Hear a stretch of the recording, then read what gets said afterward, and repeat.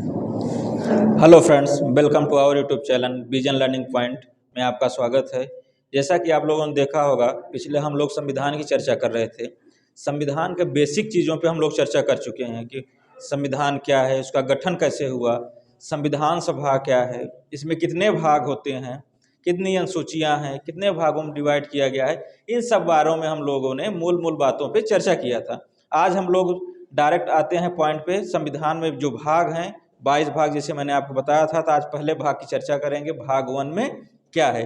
तो आइए शुरू करते हैं भाग 1। भाग 1 संविधान का जो आपका भाग 1 है, इसमें कितने अनुच्छेद हैं इसको भी यहाँ हम लोग लिख लेते हैं। अनुच्छेद 1 से 4 तक। ठीक, तो संविधान के भाग 1 में कितने अनुच्छेद हैं? 1 से 4 तक अनुच्छेद हैं। कई बार प्रश्न पूछा गया है संविधान के भाग 1 में क्या दिया गया है। तो आइए देखिए संविधान के भाग 1 में क्या है।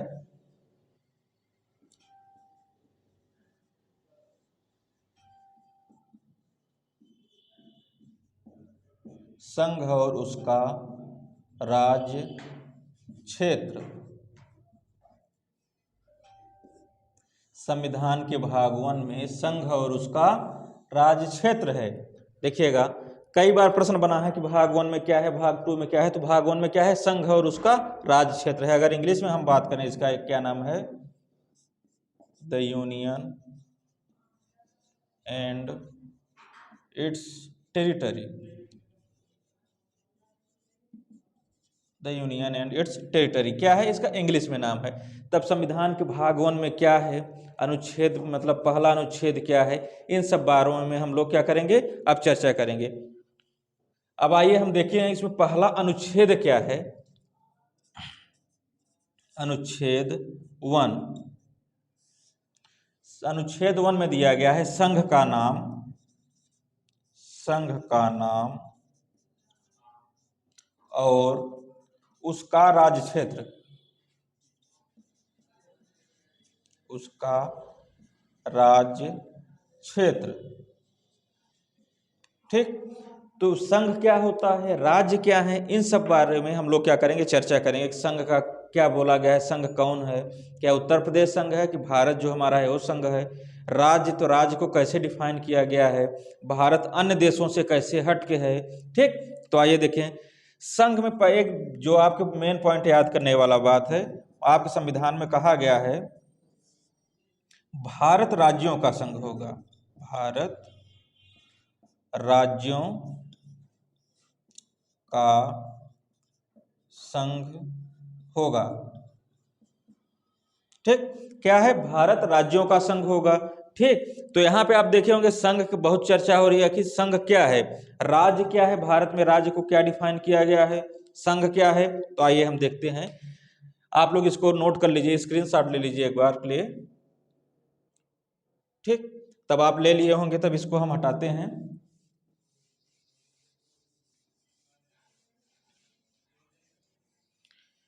पहले हम राज्य क्षेत्र की बात कर लेते हैं कि राज्य क्षेत्र क्या होगा, क्या डिफाइन किया गया है। तो हमारे संविधान में जो राज्य वाला है आपका राज्य क्षेत्र, कहा गया है इसके लिए जो आपके राज्य हैं।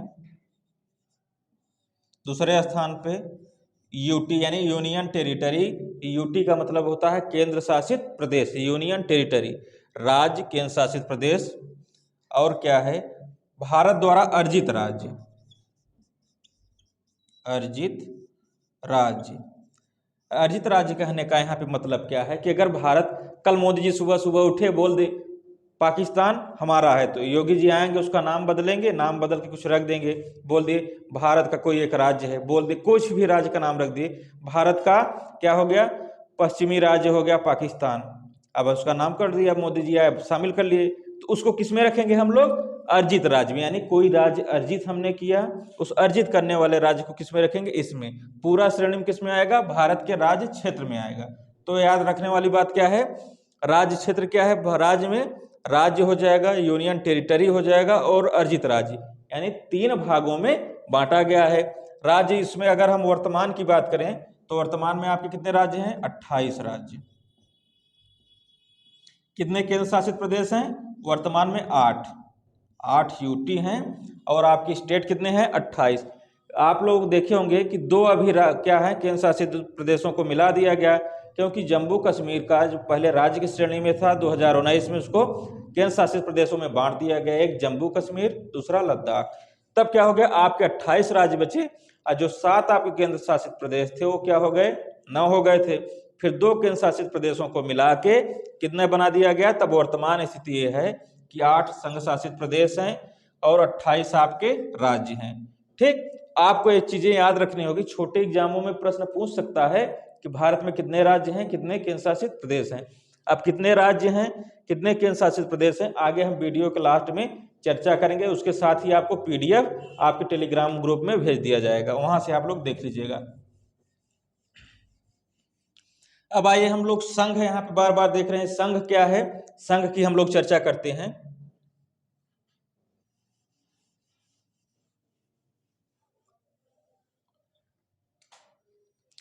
संघ, संघ जो होता है हिंदी में तो इसका नाम संघ है, लेकिन इंग्लिश में बदल जाता है। जैसे इंग्लिश में देखिएगा फेडरेशन, इसका भी हिंदी नाम क्या है संघ। एक यूनियन होता है, यूनियन का भी नाम है संघ।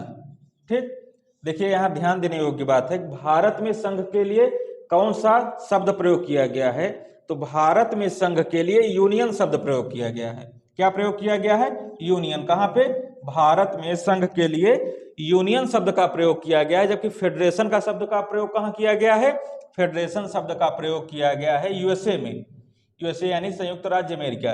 क्यों ऐसा है, भारत जो है, भारत की जो राज्य हैं भारत से अलग नहीं हो सकते, जबकि ये क्या है एक समझौते का परिणाम है। मैं यहां अगर आपको लिख के बता दूं एक बार कि क्या है, समझौते का परिणाम। यूएसए यानी संयुक्त राज्य अमेरिका, जिसे आप अमेरिका कहते हैं, अमेरिका का जो गठन है वो कई राज्यों के आपस में समझौते के द्वारा क्या है गठन हुआ है। ठीक, अमेरिका में 2 नागरिकता है, राज्यों की अलग है, और क्या है अमेरिका राज्य की अलग है। जैसे हम भारत में भी नागरिकता में आएंगे तो बताएंगे भारत की केवल एक नागरिकता है पूरे भारत भर की, लेकिन यूएसए में ऐसा नहीं है। भारत में क्या है समझौते का परिणाम नहीं है, समझौते का परिणाम नहीं, अलग नहीं हो सकते, अलग नहीं हो सकते। जो भारत के राज्य हैं वो क्या होता है संघ से अलग नहीं हो सकते, क्या है समझौते का परिणाम नहीं है, किसमें, भारत में। तब कई बार प्रश्न में पूछा गया है कि भारत कैसा राज्य है, यूनियन है, फेडरेशन है, ठीक, या संघ है या कोई नहीं। जब ऐसे ऑप्शन अगर आपको दिए जाए तो आपको क्या करना है, यूनियन पे टिक करना है, न कि संघ पे न ही फेडरेशन पे। कहाँ टिक करना है, यूनियन में, क्योंकि भारत राज्यों का संघ है, भारत किसी समझौते का परिणाम नहीं है। ठीक, अब एक आइए उदाहरण से हम आपको समझाने की कोशिश करते हैं।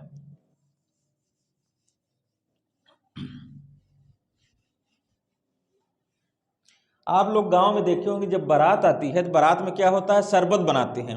शरबत किसके लिए बनाते हैं, जो बाराती आते हैं गर्मी के दिनों में, ठंडी में ऐसा नहीं होता है। गर्मी के दिनों में क्या होता है जब बारात आती है शरबत बनाया जाता है। शरबत में कई सारी सामग्रियों को मिलाते हैं, उस सामग्री को मिलाते हैं ठंडाई वगैरह, पानी, बर्फ वगैरह।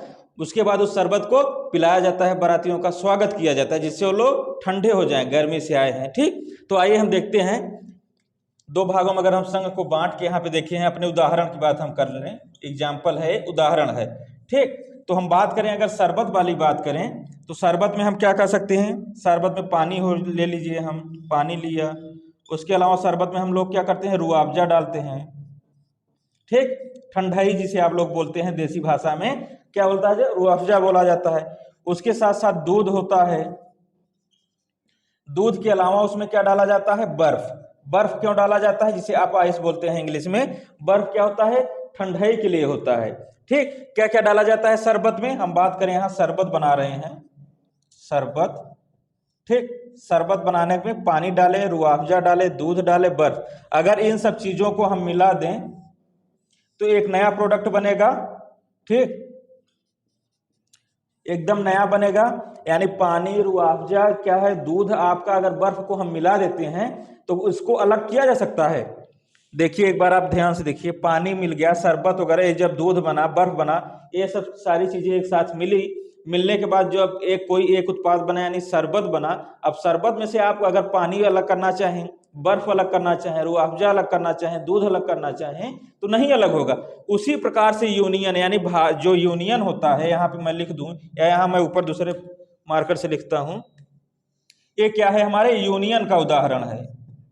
यूनियन मतलब संघ का उदाहरण। किस प्रकार का संघ, जो यूनियन होता है उस प्रकार के संघ का उदाहरण क्या हुआ आपका, शरबत हो जाएगा। ठीक, समझ में आ गया होगा आई थिंक आपको, क्योंकि इससे उसी प्रकार जिसे मैंने बताया, भारत में जो राज्य हैं वो भारत के संघ से अलग नहीं हो सकते। उसी प्रकार से जो शरबत है, शरबत की जो पानी है, रूह अफ़ज़ा है, दूध है, बर्फ है, ये अलग नहीं हो सकते हैं। ठीक, तो आपको संघ अच्छे से समझ में आ गया होगा उदाहरण के माध्यम से। अब आइए, हमने एक फेडरेशन की बात किया था जिसको यूएसए में आप लोग देखते हैं, तो वहाँ का कैसा फेडरेशन है। तो आप दुकानों पर जाइए तो इस समय जो दाल आती है उसका मिक्स दाल के चलन बहुत ज़्यादा है। कभी किसी भी दुकान पे जाइएगा तो बोलेगा आप कौन सी दाल लेंगे, मिक्स वाली लेंगे कि अलग अलग। तो मिक्स दाल देखे होंगे कई सारी हैं। अगर हम यहाँ उदाहरण ले लें दाल का,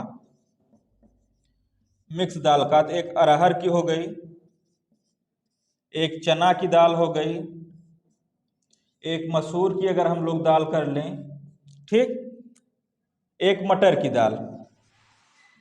ये 4 दाल हो गई। कौन कौन सी, अरहर की, चना की, मसूर की, मटर की।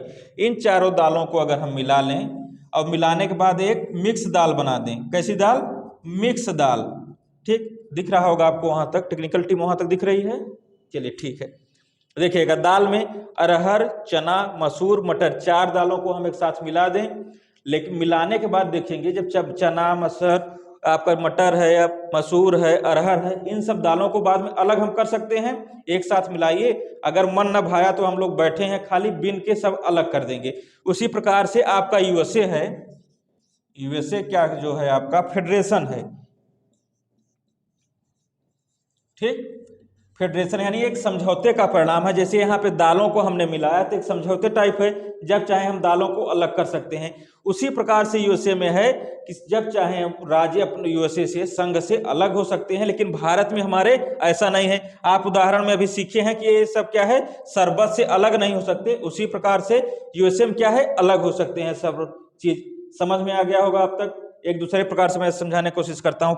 मान लीजिए पानी हमने यूपी से ले लिया, रूह अफ़ज़ा हमने एमपी से ले लिया, दूध हमने ले लिया मान लीजिए कर्नाटक से ले लिया, बर्फ हम पहुंचे हरियाणा से ले लिए। ठीक, ये 4 चीजें हम 4 राज्यों से मिलाए और मिला के क्या बना दिए, भारत बना दिया। एक उदाहरण है, भारत में तो 28 राज्य हैं, एक उदाहरण के लिए मैं बता रहा हूं। तो अब ये चारों राज्य जब मिल गए, भारत में आ गए, तो भारत से अलग नहीं हो सकते। शरबत वाला उदाहरण, आप जब कभी कंफ्यूज हो जाइए तो आप ध्यान रखिएगा, शरबत वाला उदाहरण आपको ध्यान रखना है और मिक्स दाल वाली, दोनों उदाहरण रखेंगे तो आप भारत वाला जो संघ है और यूएसए वाला संघ, उसमें अंतर कर पाएंगे। ठीक, तो यहां तक आप समझ पाए होंगे। अब हम आइए दूसरे अनुच्छेद में चलते हैं। बस आप ठीक से पढ़ते रहिए, तनाव लेके नहीं पढ़ना है, न ही बातों को दिल पे लेना है। कोई भी बात अगर उदाहरण आपको दिल पे नहीं लेना है कि अरे ऐसा कैसे होगा, तो आप पढ़ते रहिए। ठीक से पढ़ेंगे तो कोई परीक्षा ऐसी नहीं है जिसमें आप लोग सफल होने से वंचित रह जाएं। ठीक, अब आइए हम देखते हैं अनुच्छेद दूसरा क्या कहता है। अनुच्छेद 2, अनुच्छेद 2 कहता है नए राज्यों का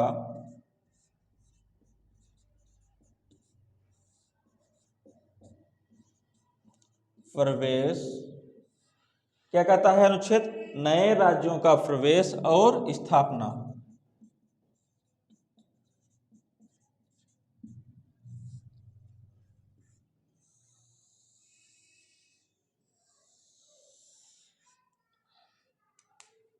ठीक, देखिएगा अगर हम भारत का एक रफ डायग्राम बनाएं,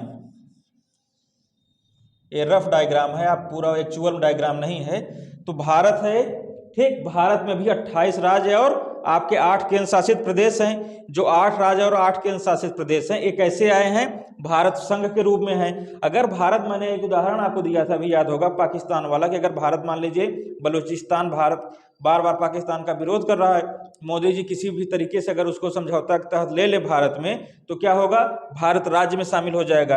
यानी जो भारत से बाहर के राज्य हैं, ये मान लीजिए भारत के बाहर से जो राज्य अर्जित किए जा रहे हैं, विदेशी राज्य या कुछ हिस्सा उसके अर्जित किए जा रहे हैं, तो किसमें आएगा? अनुच्छेद 2 में आएगा। अनुच्छेद 2 क्या कहता है? नए राज्यों का प्रवेश और उनकी स्थापना।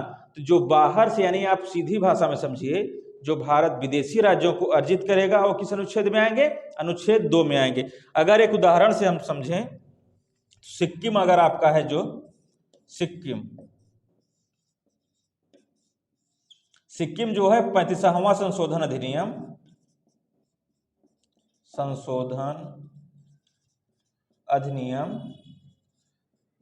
1974 के तहत, क्या है? 35वां संशोधन अधिनियम 1974 के तहत सिक्किम आपका भारत का एक सह राज्य बना था। क्या बना था? सह राज्य। पहले यह भारत में शामिल नहीं था। 35वां संशोधन अधिनियम के तहत भारत का क्या बना? एक सह राज्य बना। कौन? सिक्किम। उसके बाद क्या हुआ कि सह राज्य था, यानी यहाँ के लोग जो थे, जो राजा थे, वो देखना चाहते थे भारत के साथ हम उपयुक्त हो पाएंगे कि नहीं हो पाएंगे। जब उन लोगों ने देखा कि भारत के साथ हमारा सही है, तो एक 36वां संशोधन भारत के संविधान में आता है। कौन सा? 36वां एक्ट, अमेंडमेंट एक्ट आता है आपका। ठीक ठीक, उस एक्ट के तहत भारत का वास्तविक राज्य बना दिया गया, यानी सिक्किम जो है, सिक्किम भारत का 22वां राज्य बना दिया गया। तो कई बार प्रश्न पूछा गया है, सिक्किम भारत का कौन सा राज्य है? तो सिक्किम भारत का कौन सा राज्य है? 22वां राज्य है। किस संशोधन अधिनियम के तहत आया है? 36वां संशोधन अधिनियम के तहत। क्यों हम यहाँ इसकी चर्चा कर रहे हैं? क्योंकि इसको 35वें संशोधन अधिनियम के तहत हम लोग क्या किए थे? इंट्रोड्यूस किए थे, भारत का एक सह राज्य बनाए थे। उसके बाद यहाँ के लोगों ने देखा, पहले विदेशी राज्य था, यहाँ के लोगों ने देखा कि भारत हमारे लिए सही है, तो लोग क्या किए? पूर्ण राज्य बनने के लिए तत्पर हुए। तो भारत ने 36वां संशोधन अधिनियम लाया। उसके तहत क्या हुआ? सिक्किम भारत का पूर्ण राज्य बन गया। किस अधिनियम के तहत? 36वां अधिनियम के तहत। ठीक, यहां तक आपको समझ में आ गया होगा। अब हम आगे स्क्रीनशॉट ले लीजिए, लेना हो तो। ठीक, चलिए अब हटाते हैं इसको हम।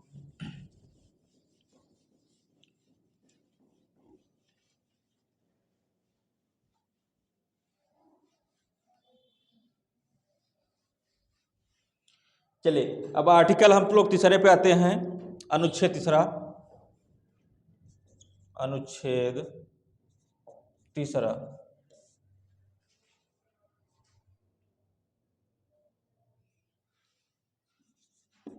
किसी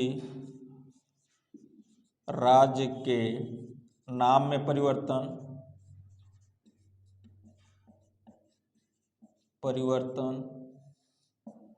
क्षेत्रफल में परिवर्तन, क्षेत्रफल में परिवर्तन, और क्या है? सीमा में परिवर्तन, सीमा में परिवर्तन।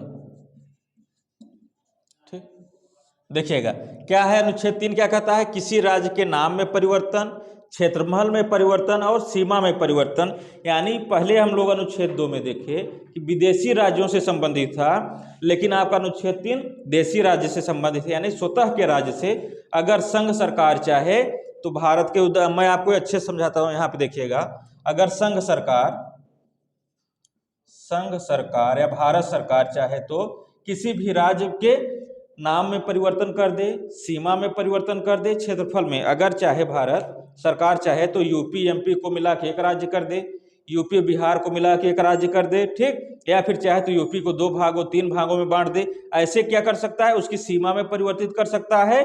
ठीक, उसके साथ साथ क्या कर सकता है? क्षेत्रफल में परिवर्तित कर सकता है।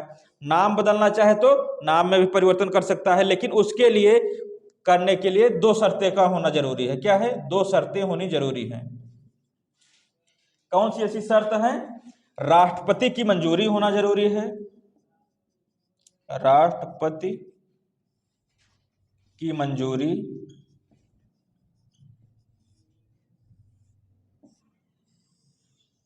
ठीक। दूसरा शर्त उसका क्या है, राज्य के विधानमंडल की अनुमति, राज्य विधानमंडल की अनुमति, ठीक।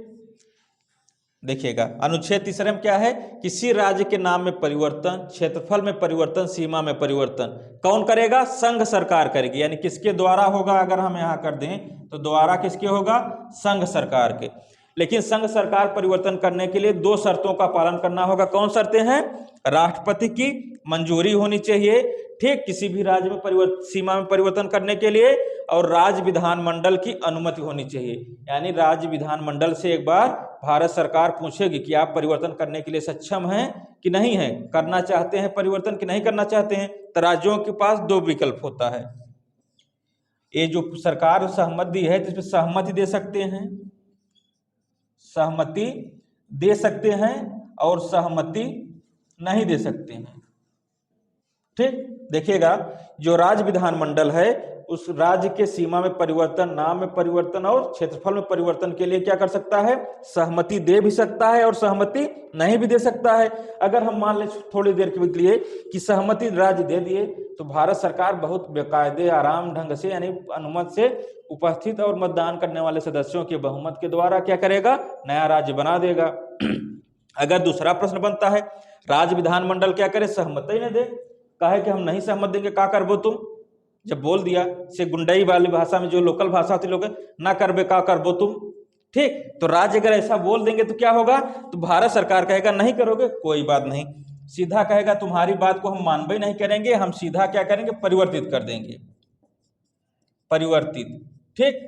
तो क्या होगा, फिर से मैं बताता हूं, अगर राज्य सहमति नहीं देते हैं तो भारत सरकार क्या करेगा, उसके नाम में, सीमा में, क्षेत्रफल में परिवर्तित कर सकता है, अनुमति दें चाहे न दें। ये बातें आपको याद हो गई होंगी, समझ में आ गया होगा अच्छे ढंग से। तो चलिए हम चौथे अनुच्छेद में आते हैं। चौथा अनुच्छेद हमारा क्या कहता है, आपको अच्छे से ढंग से समझ में आ रहा होगा, ठीक। तो आइए हम लोग चौथा देखते हैं।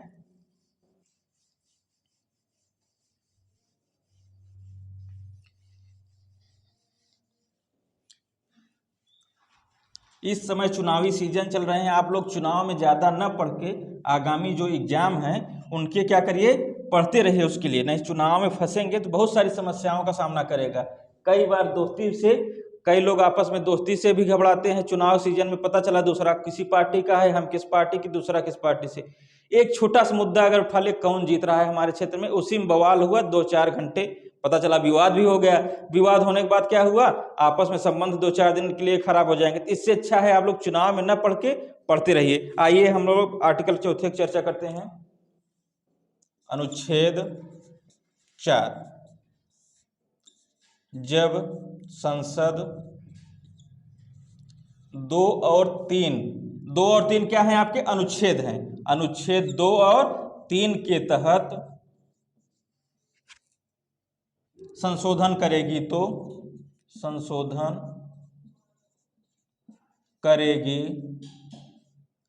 तो अनुच्छेद 368 के तहत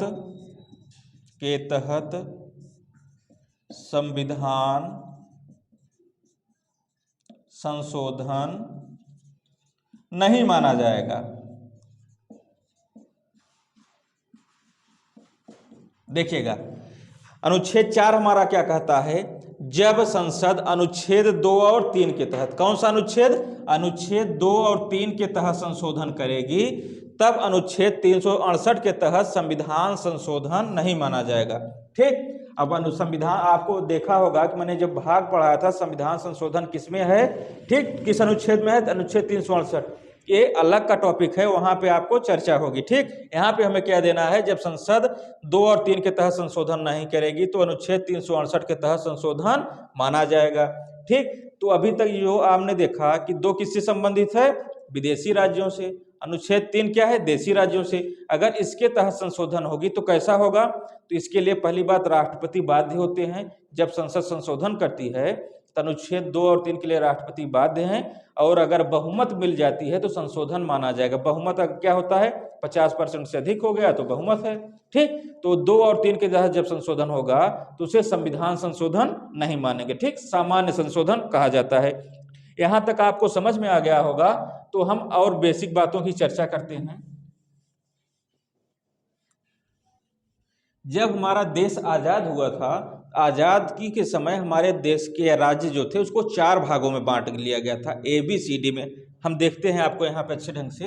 भारत जब हमारा आजाद हुआ था, ठीक, तो उसे कैसे बांटा गया था, 4 भागों में, ABCD। अब ए का मतलब क्या था, ब्रिटिश प्रांत। जो राज्य थे, ब्रिटिश प्रांत के जो भाग थे, उसको किस में रख दिए हम लोगों ने, ए में रख दिया था। ए के राज्य कौन थे, ब्रिटिश प्रांत के। बी में क्या थे, देसी रियासतें, देसी रियासतें। ठीक, ए आपका था ब्रिटिश प्रांत, बी क्या था, आपकी देसी रियासतें थी, सी क्या था, कमिश्नरी था। आपको मैंने पढ़ाया था, जब वहां बता रहा था तो कमिश्नरी के बारे में विस्तृत चर्चा किए थे। ठीक, कहाँ कहाँ पे 4 राज्य, वहां पे भी मैंने ABCD में बांट के आपको विधिवत समझाया था। चौथा क्या है, यूटी से। यूटी का मतलब क्या है, यूनियन टेरिटरी, यानी संघ शासित प्रदेश है। तो यूटी में आप देखेंगे तो अंडमान निकोबार उस समय था, अंडमान एंड निकोबार। AN का मतलब है अंडमान निकोबार। जब हमारा देश बना था तो यूटी कौन था, अंडमान निकोबार। ब्रिटिश प्रांत, देसी रियासतें और कमिश्नरी, यानी भारत आजादी के समय भारत के राज्यों को 4 भागों में बांट लिया गया था। अब समस्या थी कि जब भारत आजाद हुआ था तो उस समय देसी रियासतें बहुत ज्यादा थी। लगभग उस समय देसी रियासतों की अगर हम लोग चर्चा करें तो 552 थी। यहाँ पे मैं लिखता हूं, देसी रियासतों को अगर ऐसे कर लें हम, कितनी देसी रियासतें थी, 552। ठीक, कब, आजादी के समय भारत की देसी रियासतें 552 थी। अब ये 552 रियासतें, सब लोग अपना अपना सोचते थे हम लोग स्वतंत्र रहें, लेकिन क्या किया कि एक टीम बनाई गई, कमेटी, यानी कुछ लोगों पर जिम्मेदारी दी गई कि इन देसी रियासतों को भारत के साथ मिलाया जाए। तो उसमें सबसे बड़ी जिम्मेदारी किसको दिया गया था, एकीकरण के लिए। किसकी एकीकरण के लिए, देसी रियासतों की एकीकरण के लिए किसको बनाया गया था, सरदार पटेल जी को। पहले नंबर पे सरदार पटेल जी, दूसरे नंबर पे माउंट या BP मेनन को रख लेते हैं हम, BP मेनन और माउंटबेटन।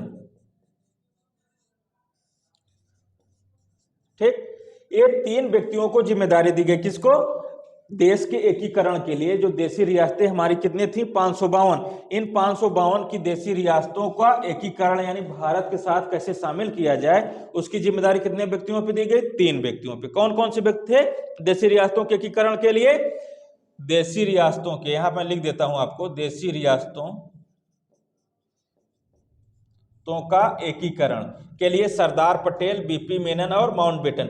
आप लोग आज देखते होंगे कि ये सोशल मीडिया वाला जो आपका यूनिवर्सिटी खुला है, सोशल मीडिया की यूनिवर्सिटी कहने मतलब जो अपना विचार देते हैं, कि कई बार डिबेट करते हैं किसको प्रधानमंत्री नहीं बनाए, उनको नहीं बनाए, वो देश के एकीकरण में भूमिका निभाए, तो उस पर आपको नहीं जाना है। ठीक, आपके एग्जाम में पूछा जाएगा कि एकीकरण के लिए, देशी रियासतों के लिए कौन मुख्य थे। तो मुख्य में हम बात करेंगे तो किसकी बात करेंगे, पटेल जी की बात करेंगे, BP मेनन जी की और माउंटबेटन की। अब आइए हम यहाँ देखें, हमारी 500 जब 52 देशी रियासतें थी तो उसका एकीकरण कैसे हुआ, कौन सी देशी रियासतें, तो इन तीनों व्यक्तियों के प्रभाव से 549 जो हमारी रियासतें थी,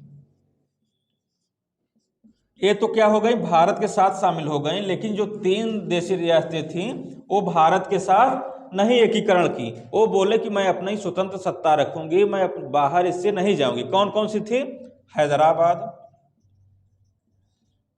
हैदराबाद, आप लोग खूब चर्चा सुनते होंगे, ओवैसी जी कहाँ के हैं, हैदराबाद के। ठीक, दूसरा क्या था, जूनागढ़, जूनागढ़। तीसरा था J&K, जिसे आप लोग जम्मू कश्मीर कहते हैं। ठीक, कौन सी ऐसी, एग्जाम में इतनी बार प्रश्न पूछना है कि आप लोग ध्यान दीजिए ठीक से।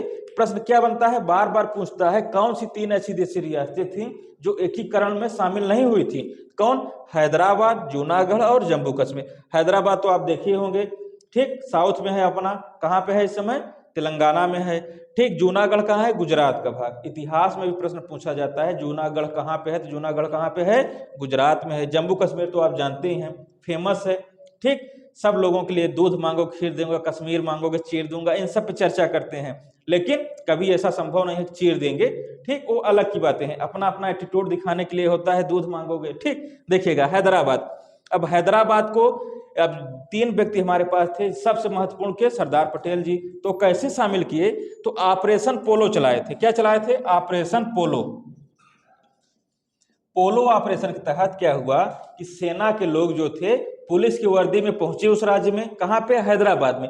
वो लोग क्या किए, लोगों से इतना ज्यादा जो सत्ता थी वहां पे, राजा थी, वहां पे इतना ज्यादा माहौल बनाए कि ऑपरेशन पोलो चलाए थे। वो गुप्त ऑपरेशन था, उसके तहत हैदराबाद का एकीकरण कर लिए।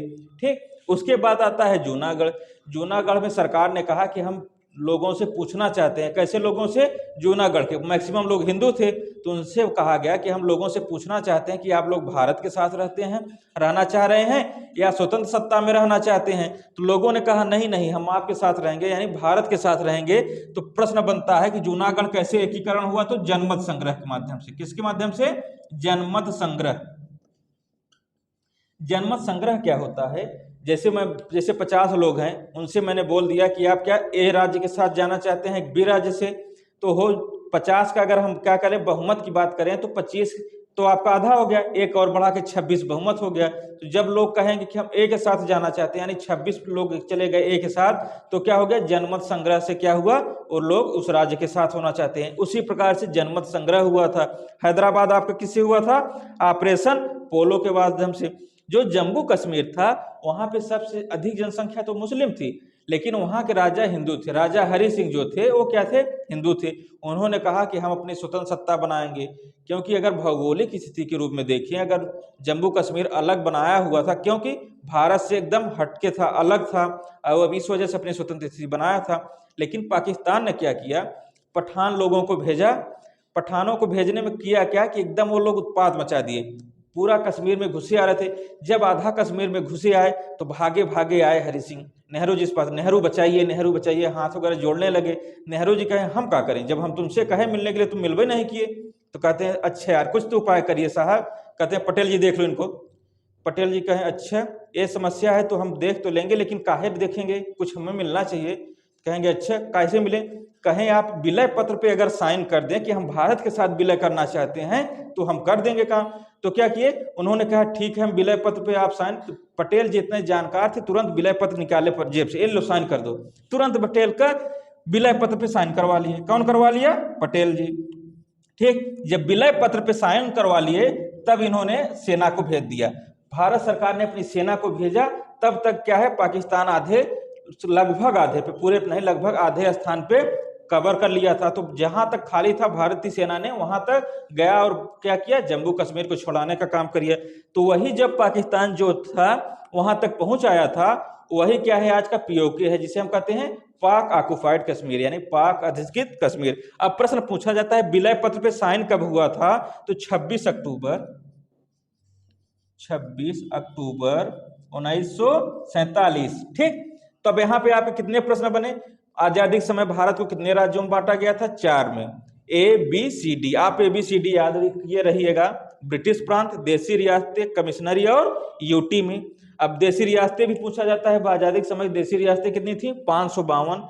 कितने ने भारत में शामिल हो गए थे अपने मन से? 549 भारत में अपने मन से शामिल हो गए थे। कितनी रियासतें जो है अपने मन से शामिल नहीं हुई, यानी फोर्सफुली शामिल हुई हैं? 3, हैदराबाद, जूनागढ़ और जम्मू कश्मीर। हैदराबाद ऑपरेशन पोलो, अगर मैं यहाँ आपको लिख दे रहा हूं ऑपरेशन, कई बार प्रश्न पूछा गया है किसके माध्यम से शामिल हुई हैं? तो ऑपरेशन पोलो। जूनागढ़ जनमत संग्रह के माध्यम से। जम्मू कश्मीर विलय पत्र, कब विलय पत्र पर साइन हुआ? 26 अक्टूबर 1947 पे। ठीक, तब हुआ क्या, जब राज्यों का गठन हो गया, ठीक, तो उस समय अब क्या हुआ, आजादी के बाद कई राज्य थे जो साउथ के राज्य थे, वो लोग कहें कि भाई हम लोगों को क्षेत्र के हिसाब से, उसके साथ साथ भाषा के हिसाब से अगर राज्य दे दें तो हम लोग कह दें, जैसे छोटा राज्य मान लीजिए, उदाहरण के रूप में पहला जो राज्य गठित हुआ था भाषा के आधार पर आपका आंध्र प्रदेश था। अगर हम कहते हैं भाषा के आधार पर गठन कर दें तो दूसरा राज्य बोलेगा भाई हमहू करो, काहे हमको ना करबो, करबो कैसे न। उसी प्रकार से क्या हुआ, ये जो राज्य हुए आपस में मांग करने लगे कि हमें भाषा के आधार पर गठन करिए। तो आइए हम यहां से देखते हैं फिर से एक बार।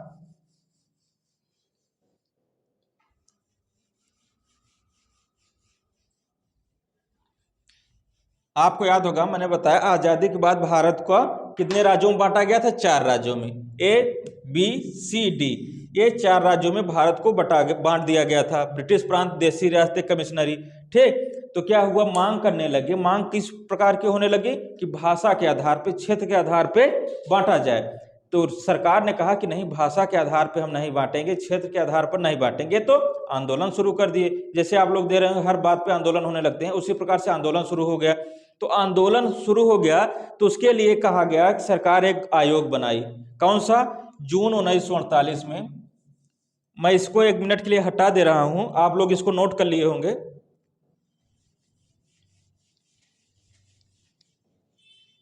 भाषा, उसको जो आयोग बनाया गया उसे हम लोग क्या कहते हैं, भाषाई प्रांतीय समिति। क्या, भाषाई प्रांतीय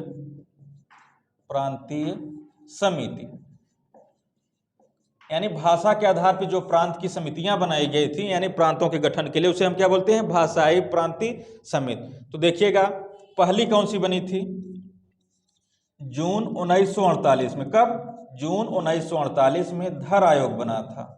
धर आयोग, जून 19, बहुत बार प्रश्न बना है कि धर आयोग कब बना था, तो जून 1948 में धर आयोग बना था। इसके अध्यक्ष थे यस के धर, यस के धर, इस आयोग के अध्यक्ष थे यस के धर, जून 1948 में। अब ये अपनी रिपोर्ट कब दिया, दिसंबर 1948 में रिपोर्ट सौंपता है। ठीक, देखिएगा एक बार, धर आयोग किस लिए बना, भाषाओं के आधार पर प्रांत के गठन के लिए आयोग बनाया गया। क्यों बनाया गया, कि भाषा के आधार पर प्रांतों के गठन के लिए आंदोलन हो रहे थे।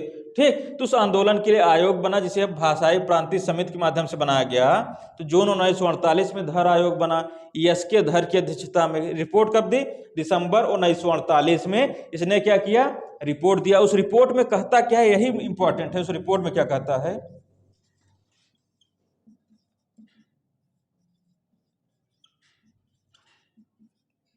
भाषा के आधार पर और प्रशासन के आधार पर। ठीक, तो यह रिपोर्ट कहती है भाषा के आधार पर प्रांत का गठन नहीं होगा, लेकिन प्रशासन के आधार पर प्रांतों का गठन हो सकता है। तो आपको समझ में आएगा, धर आयोग जब गठित किया है जून 1948 में, दिसंबर 1948 में अपनी रिपोर्ट सौंपता है। रिपोर्ट में 2 मुख्य बातें थी। रिपोर्ट में 2 मुख्य बातें क्या थी, भाषा के आधार पर प्रांतों का गठन नहीं होगा, प्रशासन के आधार पर प्रांतों का गठन होगा। तब जब दिसंबर में रिपोर्ट दिया, इस रिपोर्ट को लोग मानने से इनकार कर दिए। एकदम जबरदस्ती तनाव उत्पन्न हो गया, नहीं नहीं हमको चाहिए चाहिए। तो आनन फानन में एक और आयोग बनता है दिसंबर 1948 में। दिसंबर 1948 में एक और आयोग बनता है।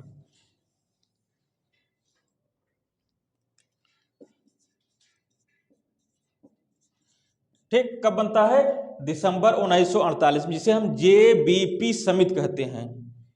JBP समिति, JBP समिति। इस समिति में 3 लोग थे। कौन कौन से थे, यही प्रश्न पूछता है एग्जाम में कि JBP समिति कब बनी थी, दिसंबर 1948 में JBP समिति बनी थी। उस समिति में क्या थे, कितने सदस्य, 3 सदस्य थे। 3 कौन थे, जवाहरलाल नेहरू जी, जवाहरलाल नेहरू जी। दूसरे नंबर व्यक्ति कौन थे, पट्टाभी सीतारमैया, पट्टाभी सीतारमैया जी।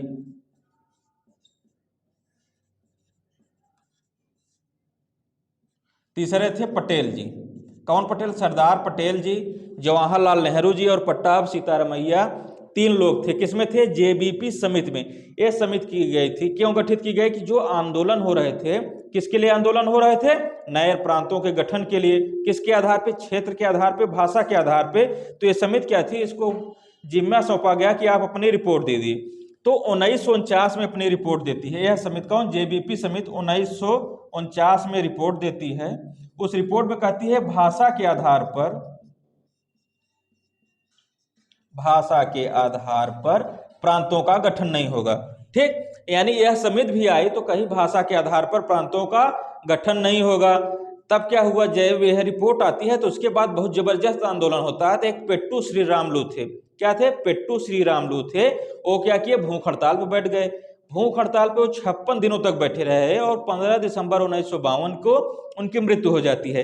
तो कई बार एग्जाम में प्रश्न पूछा जाता है कि कौन से ऐसे व्यक्ति थे जो भूख हड़ताल पे बैठे, उनकी मृत्यु हो गई और कितने दिन तक।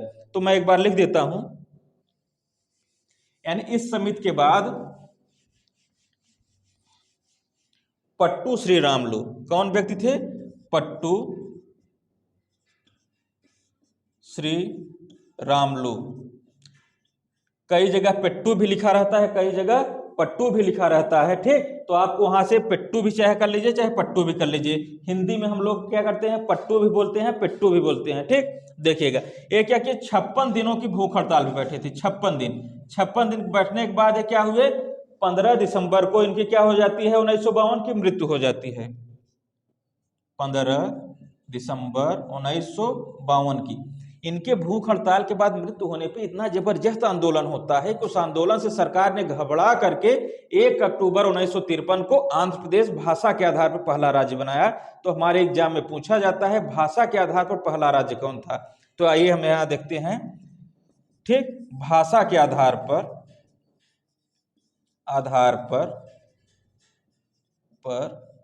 पहला राज्य आंध्र प्रदेश। ठीक, कब बना? 1 अक्टूबर 1953 को। ठीक से देखिएगा, भाषा के आधार पर पहला राज्य कब बना?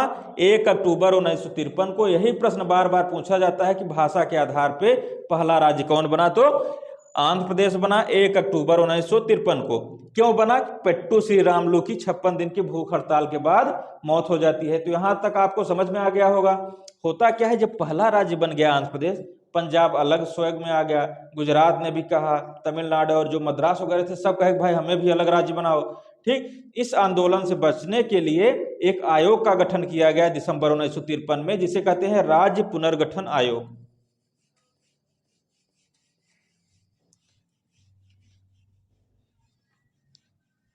कौन सा आयोग बनता है? राज्य पुनर्गठन आयोग बनता है। राज्य पुनर्गठन आयोग कब बनता है? दिसंबर 1953 में।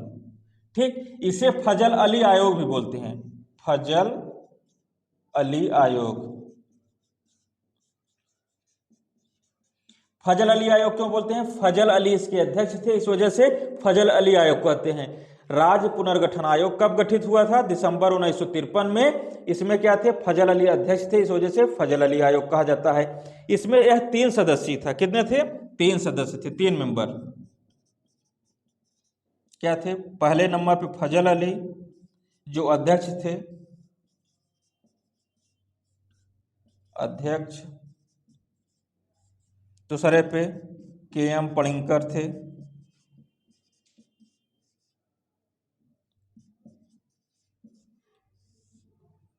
H.N. कंजरू, H.N. कंजरू। ठीक, कौन थे 3 लोग?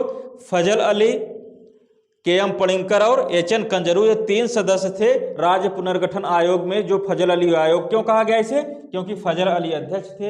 अभी तक आप लोगों ने देखा होगा जो अध्यक्ष रहता है उसी के आधार पर क्या होता है, बना दिया जाता है कि आयोग का नाम वही है। इसने अपनी रिपोर्ट 1955 में दी। कब दी अपनी रिपोर्ट? रिपोर्ट 1955 में। ठीक, इस रिपोर्ट में क्या था? इसने कहा कि भाषा के आधार पर राज्यों का गठन होगा। मैं यहां आपको लिख के बताता हूं एक बार। क्या कहा है रिपोर्ट में? 3 बातें क्या है मूल? भाषा के आधार पर राज्य होंगे, भाषा के आधार पर राज्यों की मान्यता दी गई। ABCD को समाप्त कर दिया गया। जो राज्य बटे थे ABCD में, उसको क्या कर दिया, समाप्त कर दिया। तीसरा कहा एक राज्य एक भाषा, एक राज्य एक भाषा नहीं होगी। यानी जो आपका राज्य पुनर्गठन आयोग गठित हुआ था 1953 में, 1955 में रिपोर्ट दिया। उस रिपोर्ट को लागू कब किया गया, 1956 में लागू किया गया था। इस रिपोर्ट में कहा गया था भाषा के आधार पर राज्य का गठन हो सकता है, लेकिन अभी तक मैंने बताया था कि जो प्रांतों को यानी राज्य को बांटा गया था ABCD में, ABCD को समाप्त कर दिया गया। उसके साथ ही कहा गया एक भाषा एक राज्य को अस्वीकार कर दिया, यानी एक भाषा एक राज्य नहीं होगा, एक राज्य में कई भाषा के लोग, कई क्षेत्र के लोग क्या कर सकते हैं, रह सकते हैं। इस आयोग की रिपोर्ट के आधार पे क्या किया गया कि 14 राज्य और 6 UT बने। ठीक, इस रिपोर्ट के आधार पे उस समय भारत को 14 राज्यों में 6 केंद्र शासित प्रदेशों में बांट दिया गया। क्यों बांट दिया गया, ABCD को समाप्त कर दिया गया, तो पूरे भारत को 14 राज्य और 6 केंद्र शासित प्रदेश में बांट दिया गया। कब बांटा गया, इसको लागू करने के लिए एक संविधान में संशोधन आता है। कौन सा संशोधन आता है, 7वां संशोधन 1956। 7वां संशोधन 1956 आता है। उस 7वां संशोधन 1956 के तहत इस रिपोर्ट के आधार पर जो 14 राज्य और 6 केंद्र शासित प्रदेश थे, इसको क्या किया गया, बांट दिया गया, यानी लागू कर दिया गया संविधान संशोधन के माध्यम से। ठीक, तो यहां तक आपको समझ में आ गया हो राज्य पुनर्गठन आयोग। ठीक, आप एक बार स्क्रीनशॉट ले लीजिए। ठीक, आप स्क्रीनशॉट ले लीजिए, उसके बाद हम लोग आगे कंटिन्यू करते हैं।